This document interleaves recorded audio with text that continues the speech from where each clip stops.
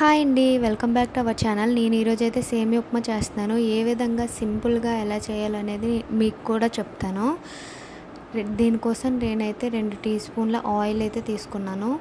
ఆయిల్లో కొంచెం ఆవాలు, కొంచెం జీలకర్ర, కొంచెం శనగపప్పు, అలాగే 3 పచ్చిమిర్చి, 1 ఆనియన్, 1 టమాటో చిన్న చిన్న ముక్కలుగా కట్ చేసి వేసుకోవాలి. కరివేపాకు. ఇవి బాగా వేగిపోవాలన్నమాట. దగ్గరగా టమాటా పచ్చివాసన వస్తుంది, లేకపోతే వాటర్ అనేది వేసుకోవాలి. వేసుకొని ఇప్పుడు తగినంత సాల్ట్ వేయాలి.